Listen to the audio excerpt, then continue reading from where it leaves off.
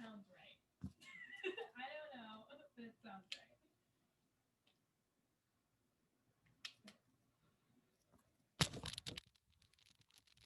Yeah.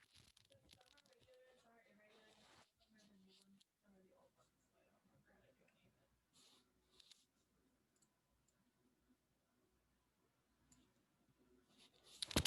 Die, Ron. What? How do you? Wait, how did you remember that?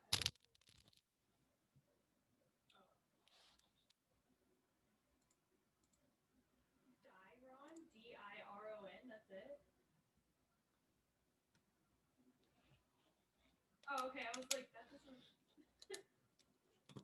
That looks really weird for a Spanish conjugation, but okay. Where? With an E, right? Yeah.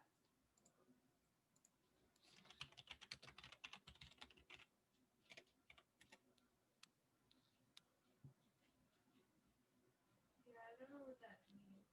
We is it one of the ones like it's a J, so you gotta get rid of it? Oh, well, there's only one person. Is it just the apple? Google it maybe just in case, but I think it's the apple. Oh, okay. Wait, if it's irregular, does it have an accent? Oh, okay. Well, then it probably does. Okay. It's three females. I never trust nosotros because it's always the same in every form, and so then I'm like, am I doing this in the wrong one? Because it's always emos, and I'm like, I don't trust myself.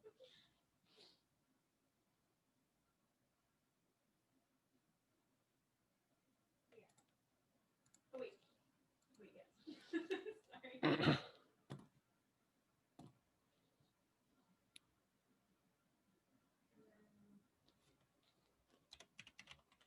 is this also this is like police day?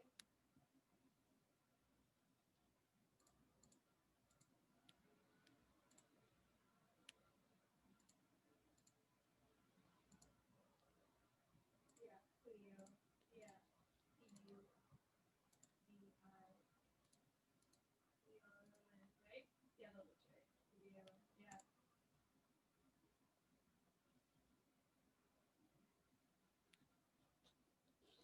Yeah.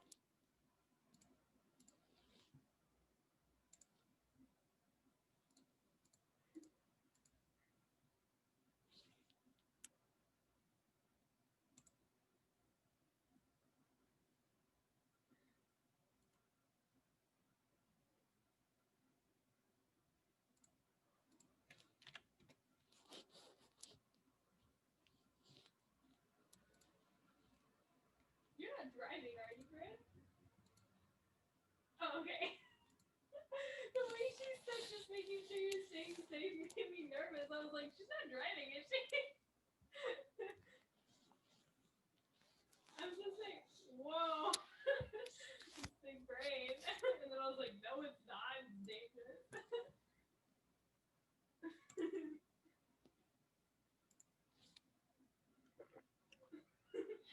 I was like, okay, pretend to vote, right? Okay.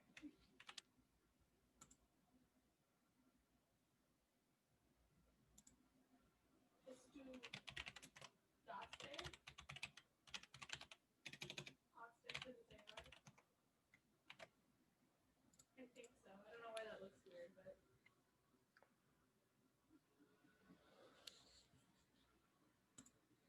Oh, wait, yes. Because the AR is just at the end. Okay. Yeah. Estudiaste,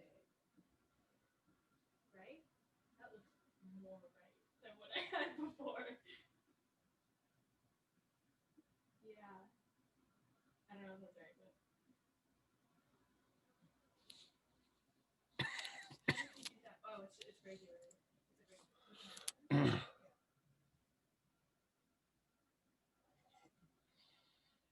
Oh, you didn't? Why not? Oh, I thought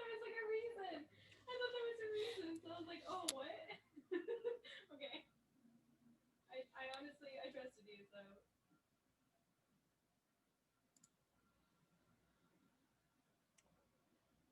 No, it's not. This is ER.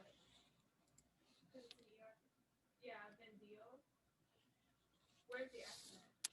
The I or the O? Okay. Yeah, that looks more right. Then deal.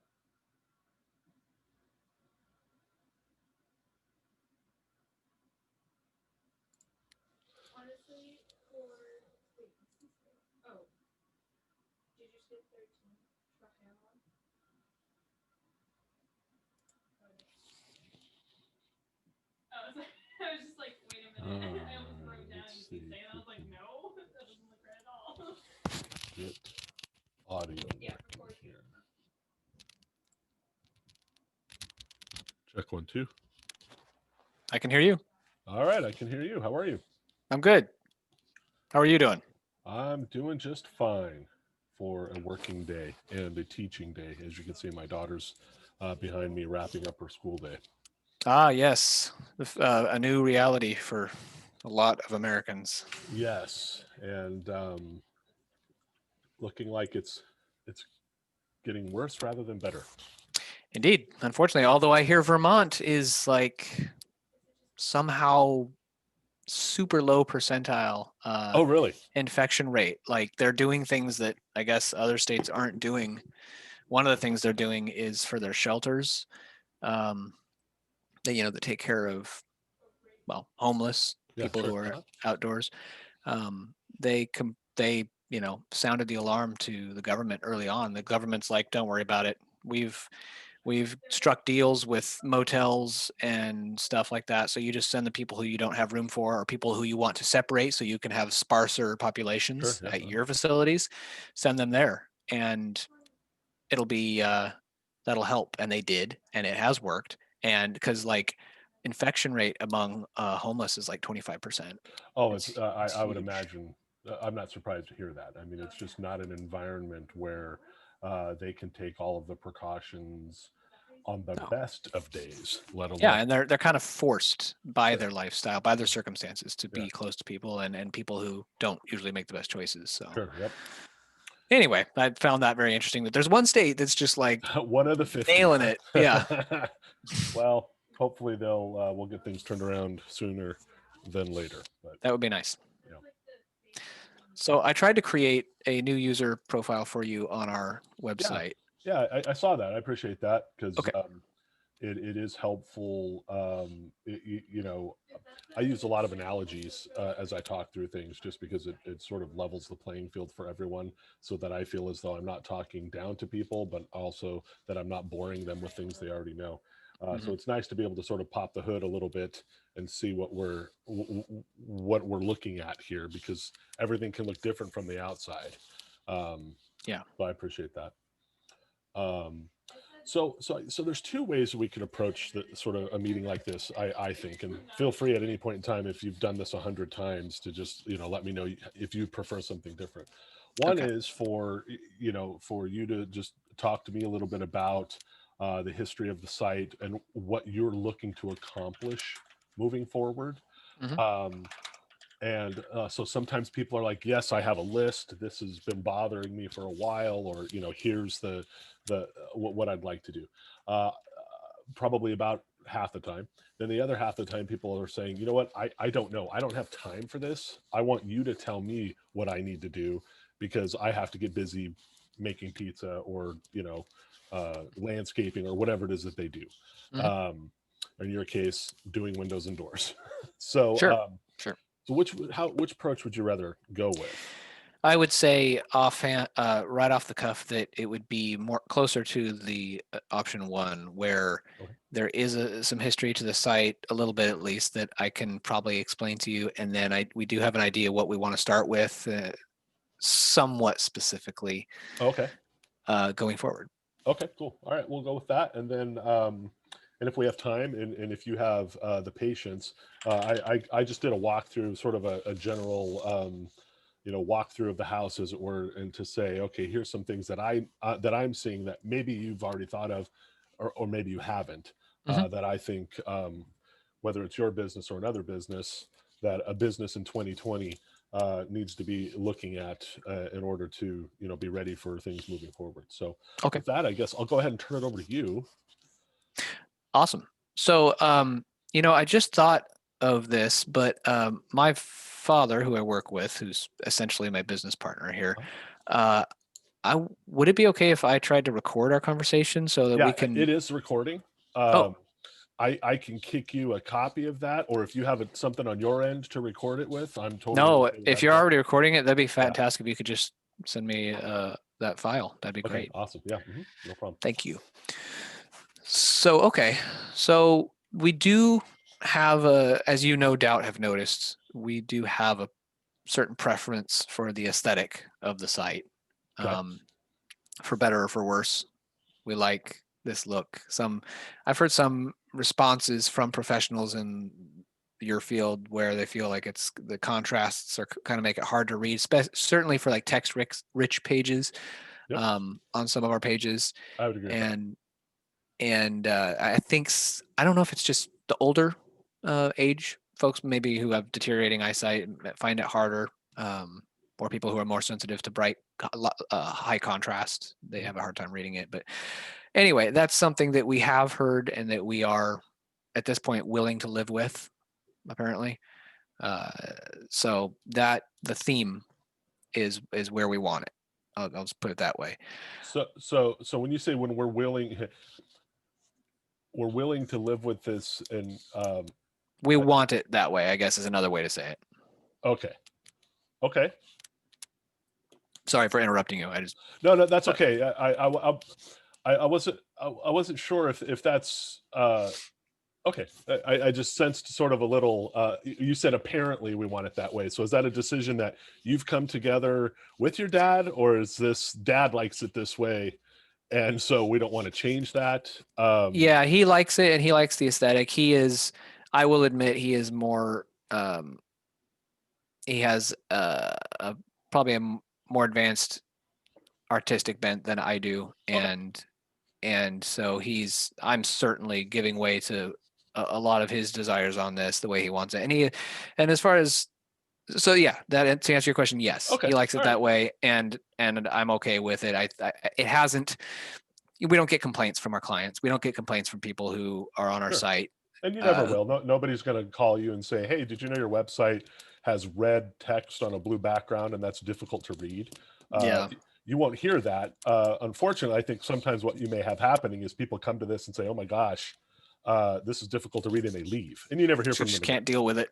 Yeah, and so I will tell you, in all honesty, it's one of the first things I noticed when I came to the site is that not only the color contrast, but some of the typography choices are something that were one of the first things that I noticed. And so if you've had other designers maybe share that with you, it may be worth, and I get it. You may have already gone to this hill several times, but I will say it is one of the first things I noted.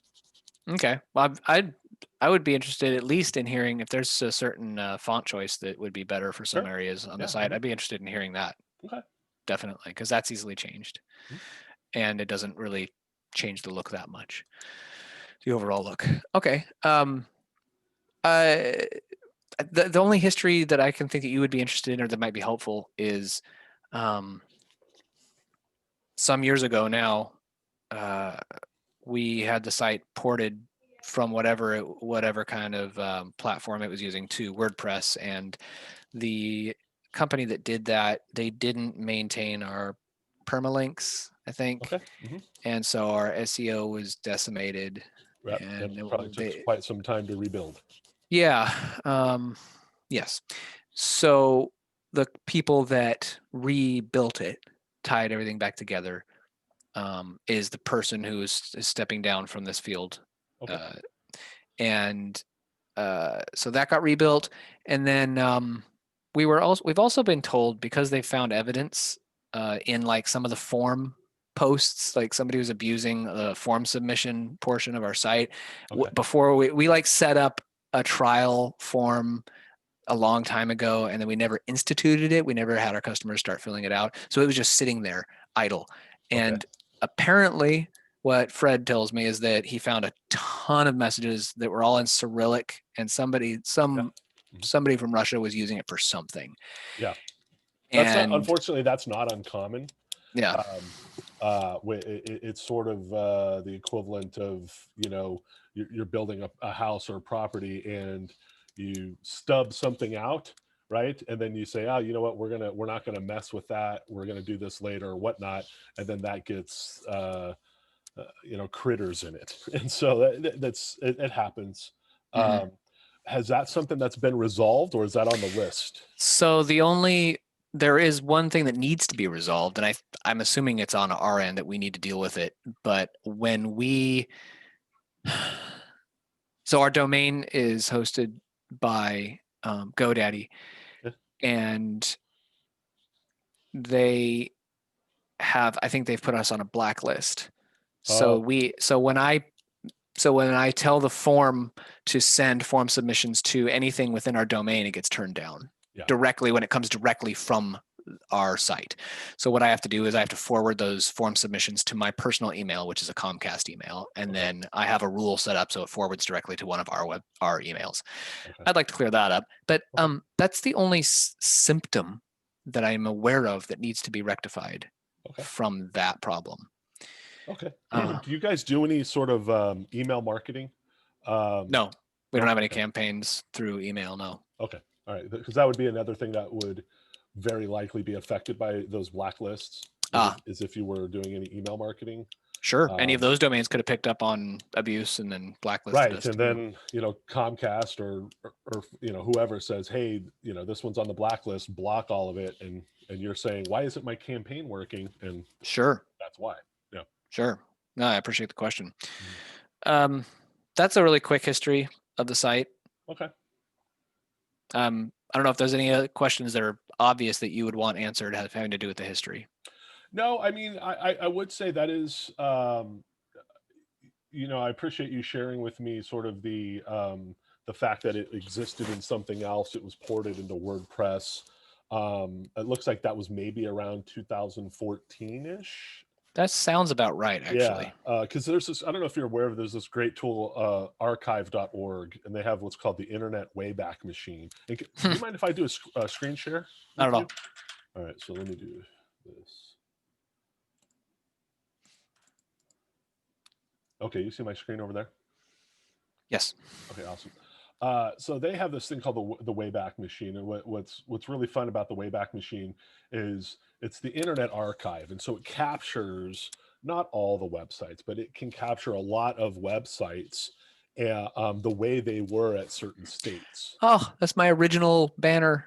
It's like a graphic. The door and window installation and repair looks like it's neon blue down below the sphere. This here, Yeah, yeah, I made that.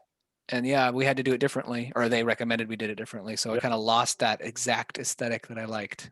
And Wow. so so I appreciate you sharing the history of it, because one of the things you know that I do when I look at a website is to say, okay, I like to kind of look at where did they come from, as far as you know, when they landed here, and try to do a little bit of historical context sort of on my own, because sometimes I walk into situations and they're like, look, I just got here, you know, 2 years ago. I have no idea what was going on 4 years ago, and whatnot. Obviously you're not in that situation. So one of the things I did note was the fact that, generally speaking, the site looks the same as it did 6 years ago.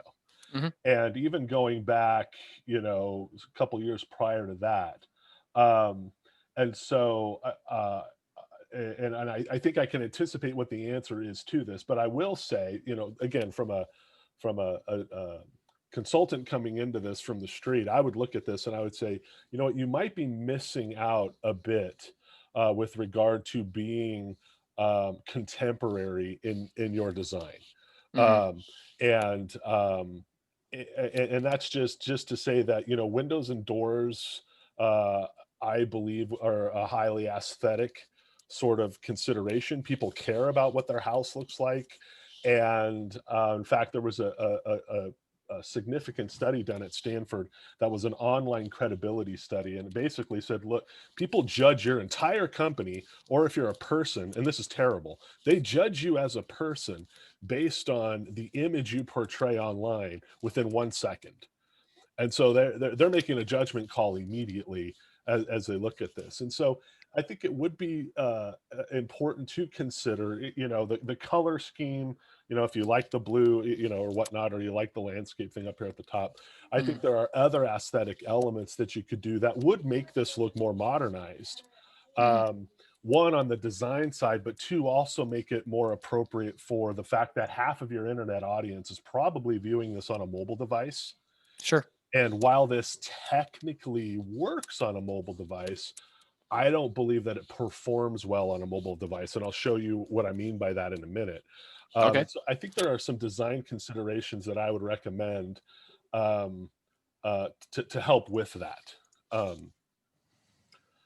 So anyway, so I looked at the, you know, the old site, and I went, and then I started kind of looking through the new site. There's a couple tests I like to run. So I ran a GT metrics test on this. What this basically does, this is like before I obviously had access to the back end of the website. This is basically saying, okay, generally how technically sound is the site? And the good news is your site loads very quickly, which is great. The SEO markup on it is very good. There's very few recommendations I would have related to this sort of stuff. I see the websites using what's called the Genesis framework. That's with WordPress. So I don't know how well you know WordPress, but WordPress is. How well do you know WordPress? I'm a novice, pretty much completely. I've been thrust into it by the fact that Fred's stepping down from doing this work. So you've been anointed the WordPress expert. Yeah. Okay. Yeah. So WordPress is your content management system. Okay. And then in WordPress, one of the things that you select is what they call the theme. And the theme can be anything from, hey, the theme has a complete design to it, all the colors, all the fonts, all the photos, or a theme can be like a framework, which is like, look, we're like a blueprint for where things go, but you can make our theme look like anything. Genesis is more like a framework. And so you can change the look and feel of Genesis to, if you wanted to do, you know, a poodle washing website, it will work. If you're selling pizza, it will work. The design is not baked into the theme, which is great. It's a great position to be in because you're going to want to, in my opinion, every business should be evolving their design of their website as things progress forward. So you're using the Genesis framework, which is great. I ran a quick mobile test through Google's mobility test, and you get that your page is mobile friendly. However, here's the problem with these sort of automated tools is that you can see here the screenshot that your site gets when running this tool looks like this. However, I can tell you that when you're on, and I don't know if you're gonna be able to see this, when you're on a mobile device, I've seen actually look like that. Right, of course not. Right. And so Google looks at this and says, oh yeah, this is wonderful. And I look at this and I say, well, you know what, I think there's some things to address here. So when I shrink this down and I'm looking at it on a mobile device like this, as I come to this, as an end user, I don't know what to do. There's, you know, these things that I can tap on that give these pictures, but the menu is this little tiny thing up in here. And if I don't note that there, then I'm going to come to the website and think the only thing to do is to expedite my project, right? So I'm going to miss out on that portion of it. So that was something that I think I would definitely put some effort into, again, considering over half of your audience is likely viewing this on a mobile platform of some kind. So that's something I would definitely encourage take a look at. So let me go back up to a reasonable size here. So then I looking at your site, I started sort of just wandering around. One of the things I noted is, and I should mention, I also bring up the competition, right? And because I have, as a designer, I have a general sense of, you know, what is in vogue for websites in general, but it's always good to sort of look at, okay, what's the rest of the window and door replacement world doing? And so one thing, if I may interject. Yeah. It and it may or may not help. Well, I hope it helps your understanding and perspective. Mhm. Is that some of our clients are just looking for door and window replacement. Okay. That's for sure. Okay. But when you compare that to the scope of the services that we offer, we are very unlike almost every door and window company out there. Okay. In that we repair, Okay. in that we perform leak investigation services, in that we work on any make and model of door or window. Okay. If you call around, you will find that almost nobody does anything like that. Okay. And so one of the reasons behind this montage, if you will, the photos, was to try to convey what we do, Okay. the range of things that we do. That was the intent behind it. It was like, how certainly somebody isn't going to read a paragraph of text explaining what we do. How can we get an image into the mind of the user that might communicate to them that we do much more than just install doors and windows? Yeah. And so anyway, that was the intent. And I wanted to make sure you knew that we are very much unlike every door and window installation company out there. We don't do large house packages. We do onesie twosie installs. Okay. But I mean, a huge percentage of our work is failed or broken glass replacement. It's So when you say a huge percentage, would Mhm. you say what percentage would that be? glass replacement percentage of our work easily 35%, 40%. I Oh, okay. mean, we do a lot of glass replacement. We do a lot of hardware replacement for window hardware, Okay. and tune-up services on doors and windows. Your front door, doesn't work like it did 20 years ago, 15 okay. years ago. All right. We come out and we adjust it, we trim it, we replace components, weather stripping hardware, tune it up. Okay. So I am very interested in the effectiveness of our website and its ability to communicate what we need it to communicate to people. Perfect. And if people are being turned off by how it looks, or they can't view it and they can't figure out where to go because they're viewing it on a small screen, I'm very interested in hearing that. But I at least wanted to try and define what we do a little bit so that we're not trying to compete with door and window installation companies. Gotcha. Okay. That's good to know. It still may be beneficial to look at what their sites look like. Yeah, I would say I think that's great to know, particularly the bit where you have such a large percentage of repair service that you're doing and that you want to do. And Yeah. because when I see this door and window installation and repair services, this to me seems like I don't want to say an afterthought, but it's definitely door and window, door and window, door. There's a lot of the words on here are indicating with door and window installation sort of things. So, so I have some ideas that we can talk about with regard to that. I'll share you now that I know that some of this you've answered some of my questions already because I was sort of like, well, what does that part mean? So that's good to know. One of the things that I'd like to learn from you, if you can help me understand them, Mhm. is to understand a little bit of the psychology of the average person who is trying to find a company to do Yeah. what they need done. Yeah, so I'll tell you this. So your notion of nobody wants to read paragraphs of text is true in a sense. However, I would not say that this is serving the purpose to sort of say, well, look, we have a diverse set of things that we do. Because all of these just look like window installation to a layperson like me. None of this, I can't tell the difference between what any of these are. One, the images are very tiny on my screen. Two, it requires me to interact with it with my mouse. And that's a drawback. People aren't going to, when they come to a website, they click, they scan, they click, they scan. They don't want to wander their mouse over this and play this sort of game. Especially since the information that's underneath it doesn't give me anything. Here's a guy holding a drill. I don't know what that means. You know, what's the difference between, is this a repair job or an installation job? They don't know that.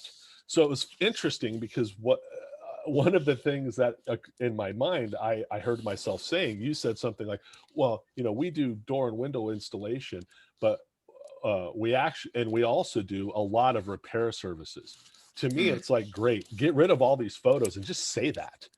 We are the local, what makes us different is we do more repair jobs than anybody, or, you know, something like that, to where you're actually just saying that. We call this mystery meat, because I don't know what this is. And so what I would see is something on a layout like this, to where you would have maybe two columns, or a top bar and a bottom bar, you know, that says we've been installing windows and doors for 30 years. And then maybe something underneath that. We also do repairs and maintenance on windows and doors, regardless of who installed it and which manufacturer. To me, as a consumer, that tells the story in two sentences rather than all of this. So those are the sort of things that I would look at, just in terms of the homepage, Okay. part of it. So like I said, I started wandering about the site. We talked a little bit about the mobile thing. I think that definitely could use some help. Um, from additional design standpoint, pages like this. So we get into the portfolio here. I think I went to Door Idea Gallery. Mm-hmm. Oh no, I did. No, it was our work. So there's a couple of things that are a little odd. When I click on our work, it doesn't actually go anywhere. Right. It's just a header for It's a the header. menu. Yeah, that's generally a no-no. What you would want to do is have that actually go to a page, and on that page, it would say, it would have two things on it that would say portfolio and door and window services. Because Yeah. there are going to be people where, and especially on mobile devices, where these drop downs don't work. And so I would love, I was just talking about that particular drop down menu with my dad before we started our meeting. And I was looking at it, I'm like, why does that not say something like services we offer, or something Sure. more to the point? Because when I'm on a site, I want to know what services somebody offers right away. That's the first thing I'm looking for, is confirmation What do they do? Validate why I'm there. Right. And I think that restructuring that homepage would help with that, because you land on the homepage and the first things out of your mouth are, hey, you know, we're Anderson Door and Window. We do window installation, and we also maintain and service windows of all makes and models, regardless of installed them. That's your validation on the homepage right off the bat. Now, not everybody comes in from the homepage, right? So they're using search and they're landing all over the place. But Gotcha. but I definitely think, yeah. So in the navigation, I think there's some label adjustments I might make to some of these. When I get to the portfolio, this is the sort of thing I'm looking to be highly visual. A portfolio of work. It's like, okay, let's see what it is that we're looking at. This is a lot of navigation. I'm not really quite sure this ripply blue thing back here. And this is sort of when I get to the point where I have to be delicate with what I say, but at the same time, I want to make sure that I'm giving you the truth of my opinion. This is very dated. This blue ripple thing, it makes things difficult to read, and it's just not necessary. I mean, it just doesn't need to be there. But more importantly, when we get into this, it's like, oh, look at this water damage repair. Okay, so let's go take a look at that gallery. And I'm not sure exactly what I'm looking at here. It would be great if these were before and after photos, or there was a indication that you click on this to go see this. Because when I land on here, I see this, and I don't know that I have to click on project whatever to go view all of this. This is amazing content. This is such a, 'cause one of the things that I'm constantly, and some clients listen and some don't, is that when the purchaser gets to this point, they understand what you do. Now you kind of enter this sort of storytelling mode. that is, look, let's flesh out what some of the details possibly could be. I go through and I read this sort of step. It's basically a step-by-step of everything that you did on this project. Mm, This is amazing. I wish the photos were bigger. I wish I could read the text because the text is too small. mm, And the other part is to put this in a format that would work on a mobile device. mm. This is a very long scroll through, and you can see what happens with the text here. Imagine reading this on your phone. That's going to be problematic. So I would probably look at these galleries, perhaps shorten them up a bit, but I love the amount of content you have here. Um, I would probably just, like I said, encourage this design to be a bit different so that it not only works on the mobile device, but that we also understand what we're supposed to do here. Hmm. But I thought that was great. And it's just like through and through. I mean, you go to all of these and you guys are talking about all these projects. It's very, very obvious that you guys have been around for a while. So you talked about, establishing sort of that, not credibility, but knowing that you're at the right place. I'm looking at this and it's like, wow, these people are the right people to do this stuff because they've been doing it for a long time, and that's evident. Hmm.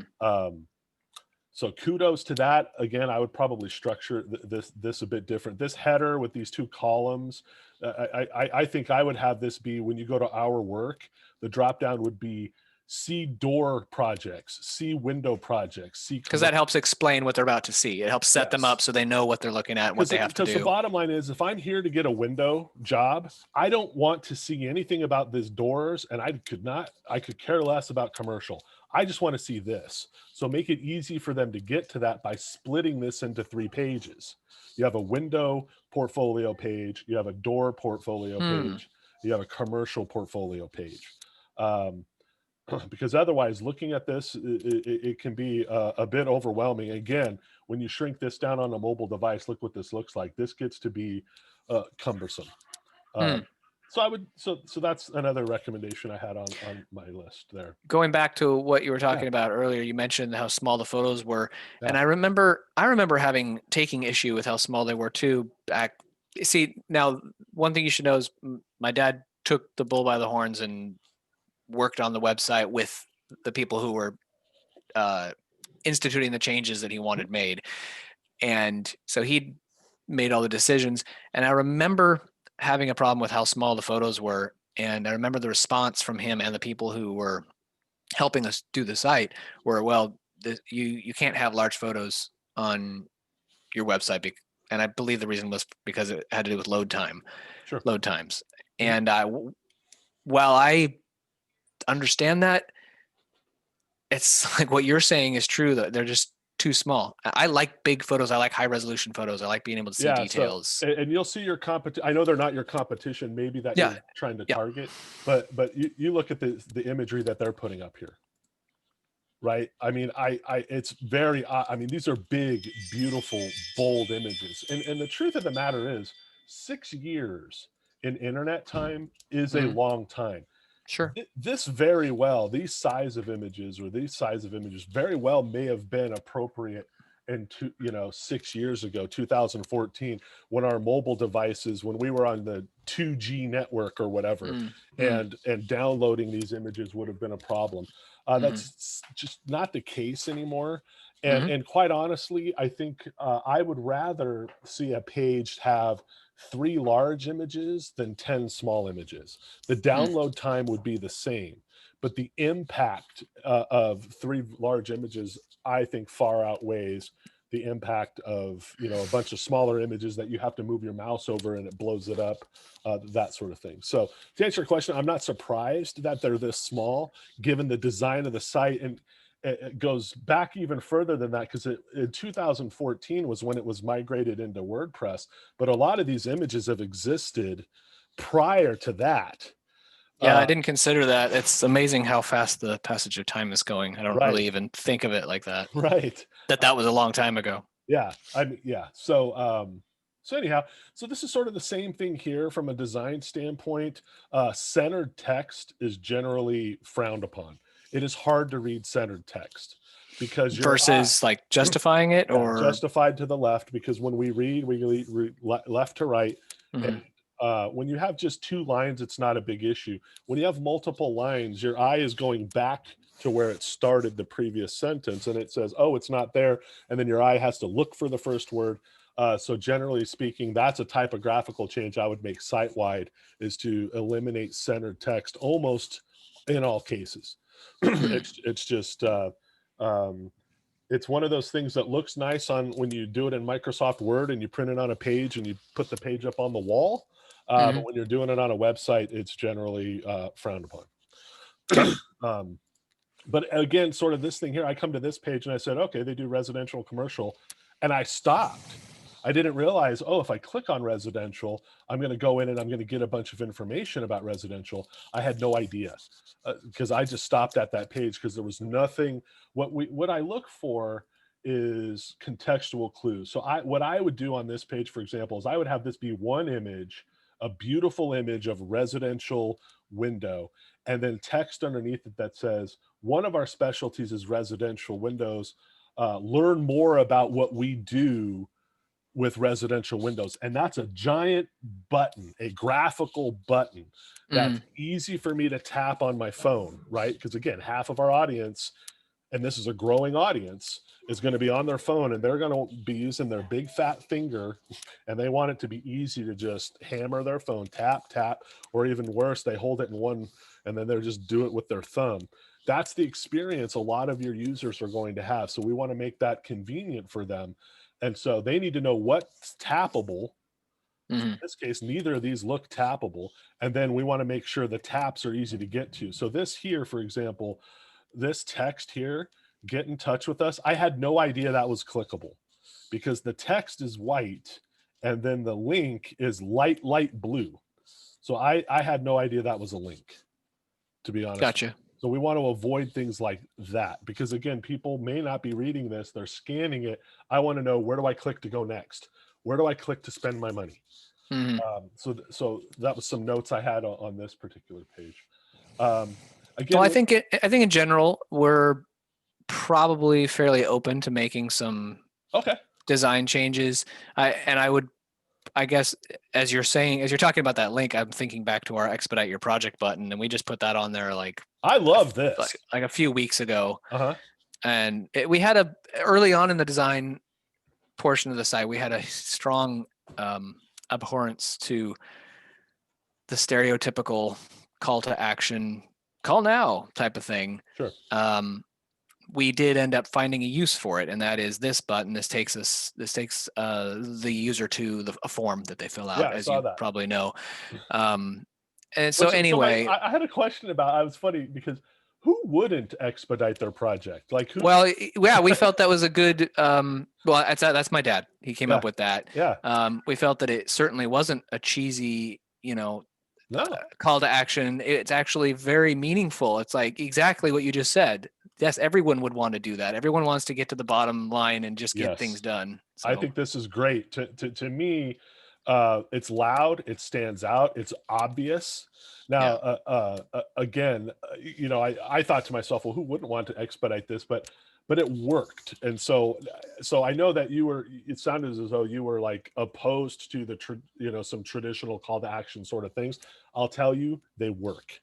Okay, yeah. and so what I try to do is come up with a design that works for both masters. It works for the Google masters, right? So we're designing everything so that the search engines can find things, so that it's going to work on all the computers are happy. And then design things for the human beings so that they can easily find the information that they need, regardless of which device they're on, in a timely manner. And they don't feel as though what they're reading is a bunch of SEO garbage, right? And you've probably been to sites like that where it's like, hi, we're Anderson Door and Window. We do door and windows. If you need door and windows, make sure door and windows are installed properly, because doors and windows that aren't, and it's just like, are you kidding me? So we want to find that balance between that. So from a design standpoint, I'm not going to take any more time talking about like the design elements, because I think that we're kind of we've got a pattern, which is the images could use some work. The typography, I think, could use some work. those sort of things. I would love to expand upon this. I Mhm. love that you're family owned. I think that this is really, really cool. Um, and so the note I wrote down is get them on video. One of the things I noticed on your site is you have no video. And in 2020, video is king. And so whether it's you guys, hey, it's Gordon. I just want to let you know Anderson's been in business. I think it would love to have a video element on the site somewhere. I think that would be it would show that you guys are sophisticated and modern. Well, that segues into one of the primary things that we Oh, okay. want is we want to, and it. I don't know if we'll do what you're suggesting, although I'm not resistant to that. But we need to get some instructional video on our site that helps our clients understand their own project, educate them on what they need and the information that we need to get from them to give them an idea of the cost. One of our main thrusts with our website is to use it as a tool to help us get information, to extract information from our clients, some information that they submit along with photos so that we can respond to them with I see. a response, with a quote. That's what the form was about, the expedite your project thing. And one of the hard things in our field is there's less of a standard in the work that we do and less of a standard with the products that we work with. Okay. So it's a lot harder for us to give pricing out. It's a lot harder for us to figure the labor cost for projects because it's not like the auto industry or the HVAC industry Sure. or plumbing or electrical. There's Yeah. less of a standard because not a Yeah. lot of people do what we do.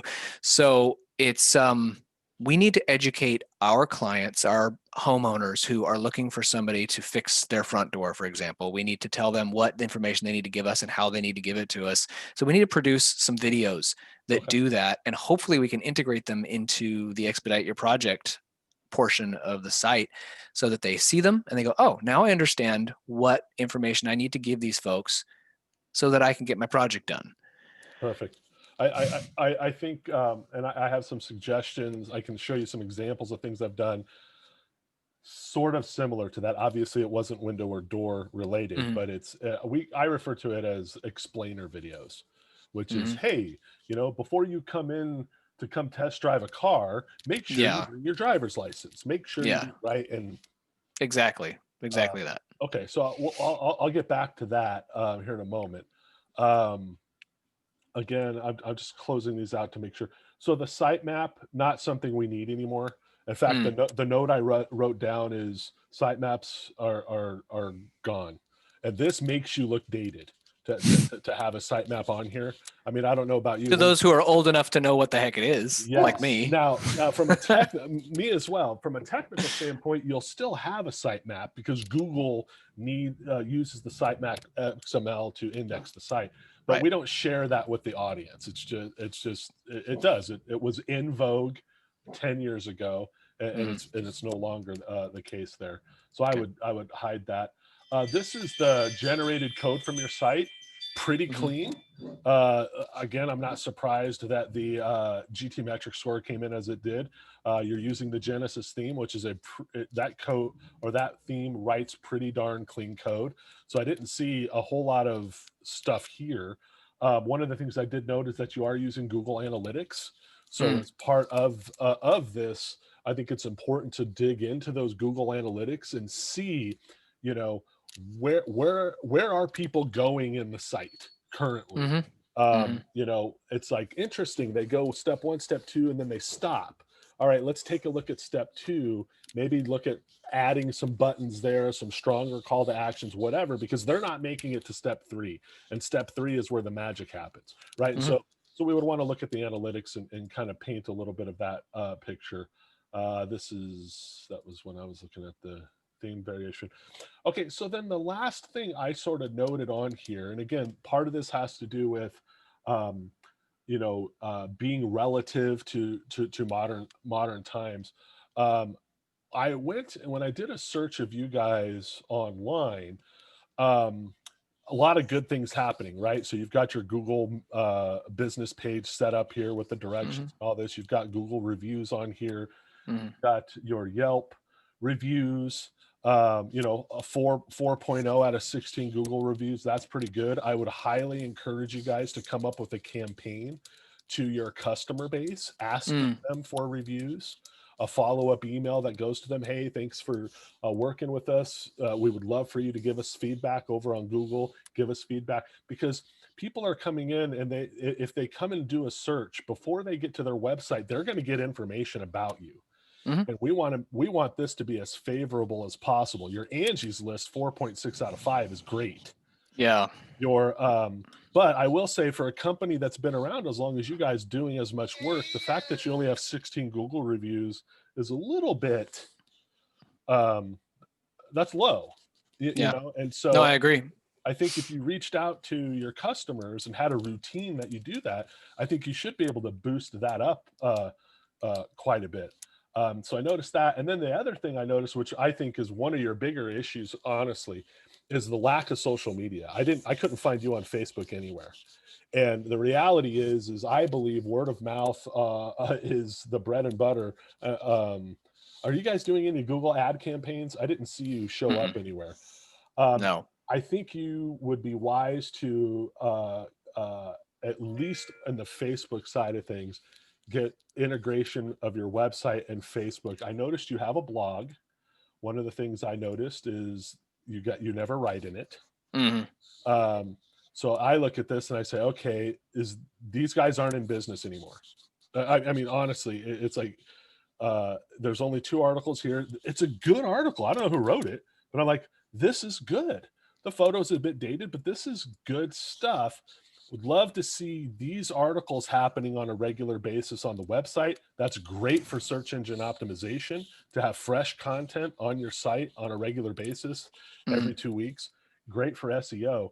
And then push those articles to your Facebook page. And there's a connection you can do with WordPress and Jetpack and Facebook, which is every time you write an article here, it automatically goes over to your Facebook page. And then everybody who's following you, liking you on Facebook, it makes it easy for them to rant and rave about what a great job you did. You're over, you fix my windows. I take a picture of it. I get on there and I'm like, man, Anderson Window did a great job. Look at my window. It looks great. And then instantly 700 of my friends have an opportunity to potentially see that. One of which is like, oh man, I need to get my windows fixed too. And I said, great, well, here's their Facebook contact and they're getting over to you.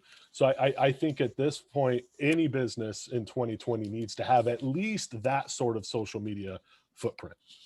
There's a maintenance issue, a resource issue Okay. that I have immediately with that may be able to be overcome, but we're stretched pretty thin right now as far as having time to do anything other than keep our heads above water, as far as Sure. maintaining the company, just keeping the schedule full and processing requests into jobs. Yeah. And so that's one of the fears I have tackling writing blog posts, maintaining social media, is that. And we're also too afraid to farm out, writing articles to anyone other than us, because we want it to be authentic. We value authenticity in what we put on our website. And I don't want somebody writing it who's just into marketing and just puts a bunch of gobbledygook out there about doors and windows. It has to be valid. It has to be relevant. It has to be authentic for it to be posted on the site. But what I spoke to my dad about earlier before we started our meeting was that maybe we could at least start writing some blog posts about, in a manner which helps to inform our clients about certain subjects. Because I told you earlier, we need to inform them. We need to educate them in order for them to be able to be their own contractor, which so many people are choosing to do nowadays, and it throws so many monkey wrenches into things. Okay. It's, there's a reason you hire a general contractor. They've been in the business. They know how to do it. They know how to structure the work. They know how to deal with contractors. And so many people are being their own contractor now. We need to inform them on, the basics of doors and windows, and specifically about their project. You have failed glass. What happens? How to do how to go about doing it? How's that going to unfold?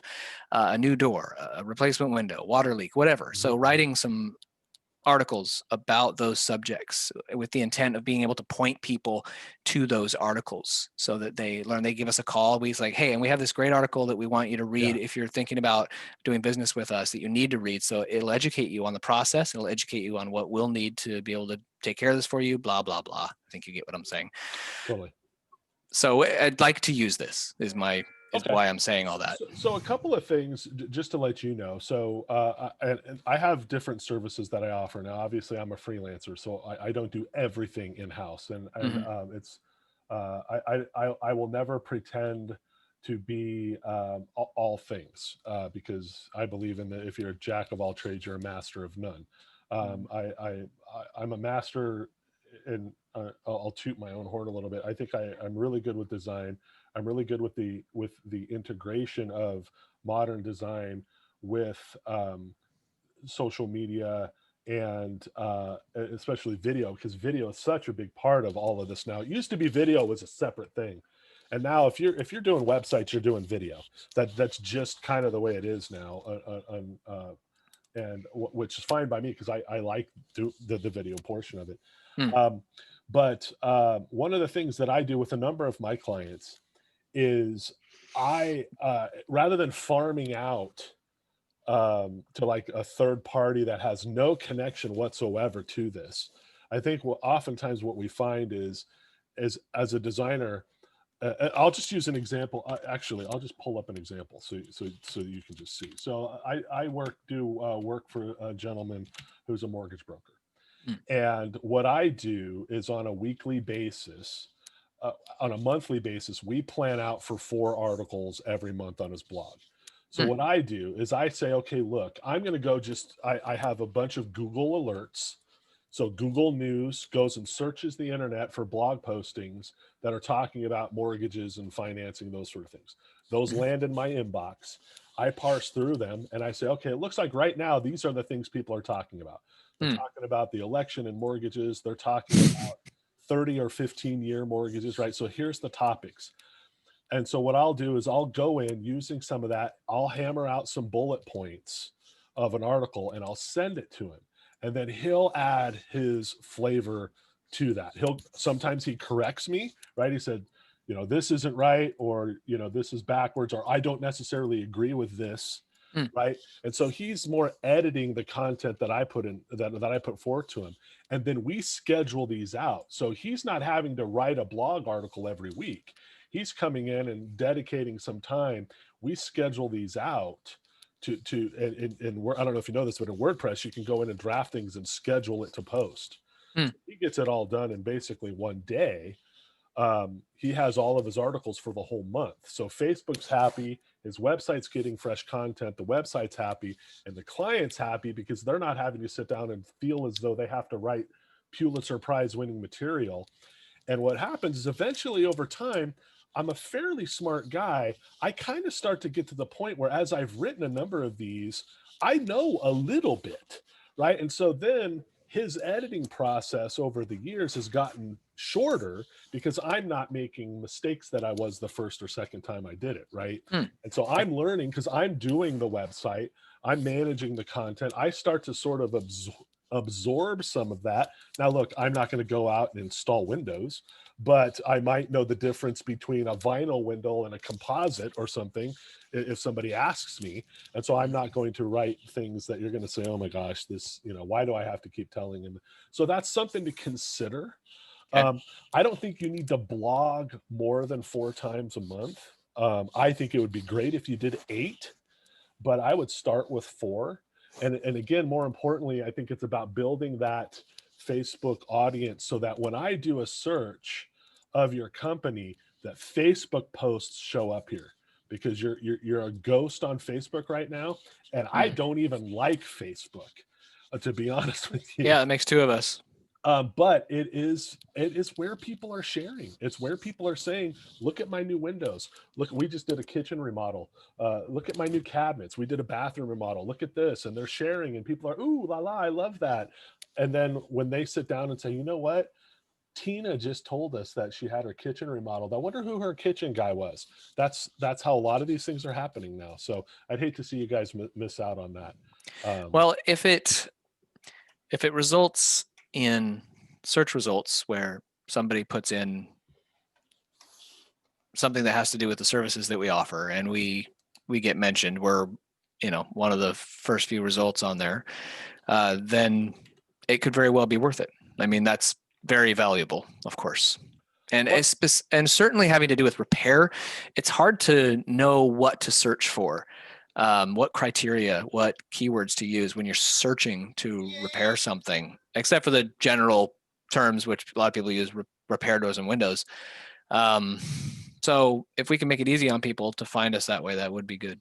Yeah, and I'll say this as well. It's again, I think once things are set up, it's a low investment, I think, time for you, and we can actually use some tools like, I know you said you're not running Google Ads, but there's a tool in Google Ads that helps you write your ads.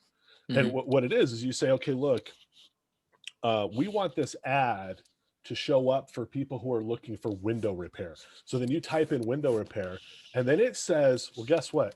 We have a decade of history of people looking for window replacements, or window repair. Window repair. And mm-hmm. what we know is when they're looking for that, here's the websites they go to, and here's what they're talking about. So you can use that data and say, all right, well, we're saying window repair, but the people are actually searching for window replacement because they think they need to replace the window. They don't even know that repair is an option. Right. It's like, no, all we have to do is go in, we take the panel off, we got to regas it, we got to clean it all out, regas it, reseal it. You don't have to replace the window. I don't know. I just made that up, but I think some of that's true. And so we have some tools that can help us to get to that point. The last thing I wanted to mention here, this is a site that I've done for these guys in Colorado, and we've had a tremendous amount of success with this site. A couple of reasons. One is this notion of front loading this form. So I know you've got your thing on the top where you say, expedite that. And I think that's good. A couple of things that are important here. As soon as we put the form right on the front page, we had like a 20% increase in the people filling it out because they didn't have to think. It was, yep, phone, email, da-da-da. Now, your form's a bit more complicated, so it might not work for this. Right. But I think this would be something to explore.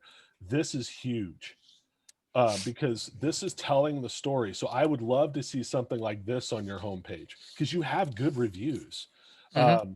And so I think front loading this would be a huge aspect for you. And the last thing is this contact information up at the top. And the reason this is so important is because when they're on the mobile device, as soon as they're ready to make a phone call, we want to make it as easy as possible for them to tap and call. And on your site right now, if I want to call you and I'm on this mobile device, I don't even know where to begin. I have to go all the way to the bottom of the page. Yeah, so I have a problem with that. Okay. Our phone numbers seem to have disappeared. It was up on our top banner with the Expedite Your Project button. It was like on the other side. Oh, yeah. I don't know. That, I mean, if you go back to archive.org and you went back like a month or two, you'd probably see our phone number up there. Oh, so it's just missing. Okay, yeah, because I think it's important to have that up there, particularly. Yeah, I agree. It was in like bright white font, so I mean, it stood out. Oh, okay. Yeah. So that disappeared somehow, but so that was another thing because again, that mobile experience is so important, and as soon as it's unfortunate, but we've just become so lazy. As soon as it's not as easy as tapping, I give up because the reality is I did a search. There was 30 other companies. If you make it difficult for me, unless I got a personal recommendation, I'm going to go right back to the next guy in line and hope that it's an easier experience. So, So those were my notes. I know we're coming up on an hour now. Really, already? Wow. Yes, and I realize, this is a sensitive thing, right? And so I please know that I understand that. And it's sort of like, hey, I'm coming in and move this, tear this down, move this over. But I think there are certain things that I feel are super important. There's other things that I feel are, well, I wouldn't do it that way, but I have no evidence to suggest that it's a bad thing. And then Mhm. there's going to be other things where it's like, 50-50, it doesn't really matter. But I think I generally covered the things that I think I wouldn't bother doing a redesign if I were you, if you weren't going to do some of these things. Yeah, good. Yeah. Yeah, because we definitely have no interest in doing that. We've been, people have tried to court us by saying, okay, it's going to be this many tens of thousands of dollars for us to redo your website. We're not interested in that for sure. Right.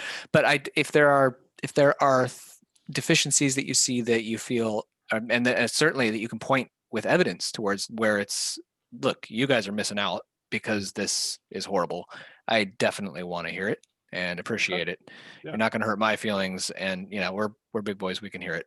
That's good. Definitely. I appreciate that. Again, like I said, that with the analogies and stuff, it's like any house you walk into and you're doing a remodel. You can remodel the kitchen and have it be a gourmet kitchen. You can remodel the kitchen and have it be a serviceable kitchen. I try to point out everything. I would love to do a gourmet kitchen. I would love when you land on the website, there's 3 different videos explaining all these things. I would love to do that. I also understand that I don't know that you need a gourmet kitchen right now. But I do think that maybe the dishwasher needs a replacement. Maybe the cabinets, need a fresh coat of paint. I think those are the sort of things that I would recommend here, because I think the bones here are great. You have a lot of great content. I think it'd be great to surface some of that content so people can read about your story, because it's a good story. Okay. Well, I appreciate you going through those items that you had. Sure, yeah. So I'll call a lot of those minor adjustments, and Okay. I'm going to go over them. Hopefully, we can review this video. Me and my father, we can go over it, and we can make some decisions. The how-to videos we feel are really important, and if I can tie in some posts that has good content, educational stuff that we can just throw links at our clients, say, hey, read this, view this video. That would be great too. So can I let me share one more thing with you. I meant to do this if you have time, Yeah. another like 2 minutes. When you Yeah. talked about the how-to videos, immediately what I think of is a one option being an animated sort of thing where it's like this, and it's, hey, we're telling them things. This is what you need to do to get the proper information to us. You're going to need to go out and measure this. You're going to need to get this information. Don't worry about this. We don't need this, but it's really important that you do this. And we do it in an animated way for a couple reasons. One is we then control completely what it looks like, right? And two, we avoid having camera crews and actors, or it's like, well, okay, we're not going to do actors. We're just going to get people from the office to come in and be the ones showing the measuring tape. It's like, well, we're already swamped. We don't have time to do that. We'd rather just put together something that's animated in this sense. So this is sort of one option. This is not the cheapest option. I think it's the most effective option, but this is not the cheapest option. Is part of your reasoning for why it's the most effective because the impact having an animated video like this has on the viewer? Yeah. Versus like live action. Yeah. I would say, okay, let me take a step back. Live action for what you're talking about is probably the best, but that's going to be the most expensive. Oh, okay. Okay. And I look at it as, okay, that would be the best, the most expensive. If it were my dollar, I would say, okay, that's it also creates another problem I'll mention, talk about here in a second, but it's like the benefit of those extra dollars for live action isn't worth it. I would settle in on something perhaps that's animated for a couple reasons. It's a little bit less costly, and it's editable. So at some point in time, you create this video, and down the road, you decide, you know what, people just don't get this. We need to add this to the video. Okay, guess what? We have to find the original people that were in the video. We have to reshoot and re-edit the video, versus if it's animated, we can actually more easily tweak it and adjust it. So it's editable with continuity, because certainly you could edit Yes. any video, but if Oh, you yes. edit a video that you shot with a certain person on this Right, day, right. it's gonna be obvious. Right. And those are the sort of things that from an online credibility standpoint, people are like, oh, look, yeah, they duct taped that on, right? So the animation part is sort of the nice middle ground. And then there's a less expensive thing, and I'm doing a lot of these right now, and it would really depend on what your onboarding process is. I suppose I'm going to have to share a different screen here, so bear with me for 1 second here. Yep. So let me stop this share and let me go to a different share here. And what these are we use stock footage. The idea is that, you know what, I don't need to have a let me just find this is one we just did today. So let me pause this. We don't need to record live action of a window or a door. What we need to have is video of a door and then some words on top or accompanying that. So let me share this. You should be able to see like a little video here. Yep. Right. So this is stock footage, believe it or not. Then we edited their website. The company is PioPack. We edited their website into this stock footage. Super easy to do. And what this is like an explainer video, low budget. Okay. And we're using stock footage, right? And so we have the words showing up here, helping guide them through. You're going to want to measure this. And then they're reading. Don't forget, you have to get this direction and that direction. This is important. And these can be videos behind there, or they could be still photos. And again, it's stock footage, but what it's doing is it's creating that story. I don't know are you familiar with Civil War, the documentary series? Maybe not. Ken Burns documentary series did. No, we just watched his thing on Vietnam, but Okay. no, not Civil War. So similar to the Vietnam thing. So, but he did the Civil War version. He had no video footage. He put together a complete video, Of course, with no video. And what he's done is he's put still photos with voiceover and then text on top of it, and he's telling a story that way. That's essentially what we're doing here. Now, here's the advantage to this. This is about 10% of the cost as it would be the other video options, because I'm not buying, we're not hiring a camera crew. We're just telling the story with visuals that we purchase from a lot. So if your story, and I don't know what your onboarding is, what you need to train them to do, but if it can be told with stock footage, voiceover, and or words on the screen, you can get a lot of bang for your buck. Excellent. So I take it by the way you're talking and the fact that this hasn't even entered into the discussion that you perhaps frown upon or have reason to frown upon self-produced production, video production. Yes. I mean, do you frown upon self-installed Windows? Generally? Yeah. I mean, I'm assuming that the reason you would frown upon it is because of the effect that it has on the person who is viewing it and the judgments that they make, even subconscious. Yeah, it has more to do with a lot of it is just knowing the conventions of things. How long do you make the video? Do you have proper audio equipment? Because honestly, audio is way more important than the video on any video. I've heard that. And so it's important to have good visuals. I see all the time where they spend a lot of time coming up with good video and nobody had a proper microphone. And immediately, so there's that. There's also the consideration that a lot of people are going to be watching this when they're at their office. And so how does it behave when they have audio turned off? Right. And so that's with the text on the screen. You have to remember, people are sneaking, hey, I'm at work and I'm on this website trying to book an appointment to get my windows fixed. How does the video work then? And so that's why having those captions and those sort of things. Okay. I got you. So it's things like that. but yeah, generally speaking, it's one of those things that what I always tell you is knowing how to use Microsoft Word doesn't make you a writer any more than having an expensive camera makes you a videographer. And I don't shoot my own video. I do video editing, Mhm. but if anybody needs a video project, I don't pretend to be a videographer. I hire somebody to do the videographer because that in and of itself is its own thing.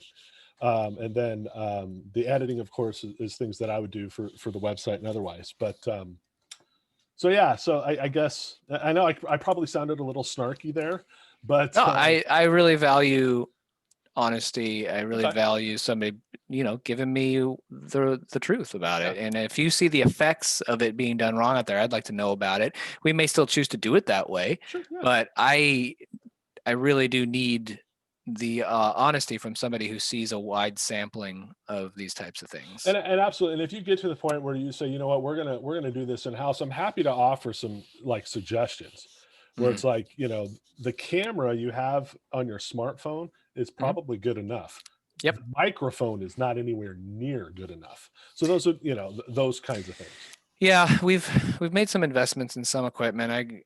We have the ability to do lav mics, and I have a really high definition standalone recorder Oh, for cool. this. We'd record the audio separately, and yeah, I Oh, know okay. that the cameras that we have on our phones now, you can do great productions on Oh, them. it's ridiculous. So and yeah, so I mean, I'd love to try it. I mean, frankly, if we had the money, sure, we'd probably hire professionals and Oh, make it sure. look No, I know. good, but there may be limitations on that. So Yeah, so just to give you sort of a price point, so that like that video that we just watched for where the words were on the screen and we pulled mhm, that in, that mhm. pulls together for about $300.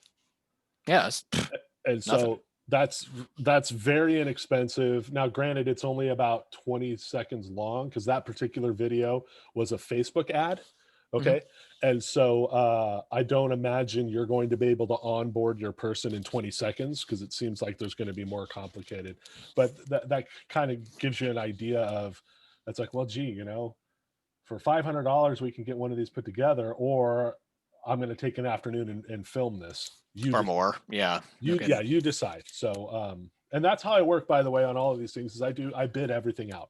And so on any of this, we'd come up with a list. Here's the things, here's the high end, here's the low end. The high end is if you're a complete pain in the neck, everything goes to committee. We butt heads the entire time. The low end is wow, we nailed almost everything the first try. Congratulations, us. I can tell you, I've never hit the high end with anybody. I've also never hit the low end because invariably something happens, where the Mhm. client comes in and says, "Oh, you know what? We totally forgot. We do this thing and we need to do this upside down or backwards." So it's usually right around in the middle. We use Uh, ranges. We use ranges a lot in our okay. work, actually, and we bid things a lot as well. Uh, Just a static number, but yeah, we use ranges all the time. We find it very helpful because, as I alluded to before, there's sometimes you don't know what you're getting into, especially in our work. So yeah, yeah. You go poking a hole in a wall and you're like, "There's not supposed to be a water line there." yeah, Yeah. yeah, Okay.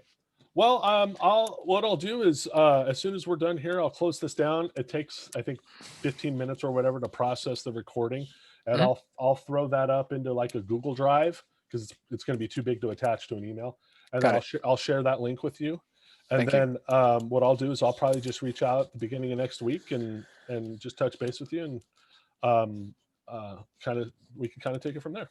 Good. That gives us the weekend to talk about things. I didn't even get through everything that we had me Oh, and I'm my dad had sorry. talked. No, it's fine. It's Yeah. not. We got plenty to talk about, Okay. and this will give us some things to talk about because we're really serious about doing those videos. We need to get something on there to help people, to help us, so we don't have to explain everything to everybody. Well, and I'll say this as well is sometimes these videos are a stopgap. Those inexpensive ones I talk about, it's like, look, we can turn that around in a week, get it Mm, up there, and then say, okay, let's see how it goes, reassess, and then 6 months down the road, maybe replace it with something more substantial. But in the mm. meantime, it's something that, again, since I have about 7 different stock libraries I subscribe to, and you'd be surprised at what's available in those stock libraries. Mhm. And Lots of architecture to work from. That's for lots of sure. architecture for sure. Lots of HGTV footages, type things. And so it may be that you can get something set up soon, and then and reevaluate it somewhere down the road. So Yeah, that's a great idea. I appreciate that. That may help us a lot. sure thing. Okay, thank you so much for your time, Travis. I Appreciate it. Jared. And have yourself a great weekend. thank you. You as well. All right. Bye bye. All right, bye.